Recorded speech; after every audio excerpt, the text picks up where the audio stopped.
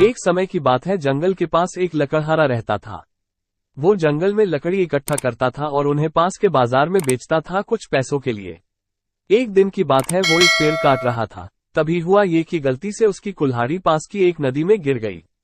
नदी बहुत ज्यादा गहरी थी और वास्तव में तेजी से बह रही थी। उसने बहुत प्रयत्न किया अपने कुल्हाड़ी को खोजने की, लेकिन उसे वो वहां नहीं मिली। अब उसे लगा कि उसने कुल्हाड़ी खो दी है। वही दुखी होकर वो नदी के किनारे बैठकर रोने लगा। उसके रोने की आवाज सुनकर नदी के भगवान उठे और उस लकड़हारे से पूछा कि क्या हुआ।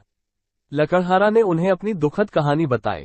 नदी के भगवान को उस लकड़हारे के ऊपर दया आई और वो उसकी मेहनत और सच्चाई देखकर उसकी मदद करने की पेशकश की।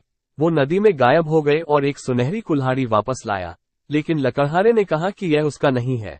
वो फिर से गायब हो गए और अब की बार उन्होंने चांदी की कुल्हाड़ी लेकर वापस आए, लेकिन इस बार भी लकड़हारे ने कहा कि ये कुल्हाड़ी उसका भी नहीं है। अब नदी के भगवान पानी में फिर से गायब हो गए और अब की बार वो एक लोहे की कुल्हाड़ी के साथ वापस आ गए। लकड़ी का कुल्हाड़ी देखकर लकड़हारा मुस्कुराया और कहा कि यह उसकी कुल्हाड़ी है। नदी के भगवान ने लकड़हारे की ईमानदारी से प्रभावित होकर उसे सोने और चांदी की दोनों कुल्हाड़ियों से भेंट किया। इस कहानी से हमें ये सीख मिलती है कि ईमानदारी सर्वोत्तम नीति है।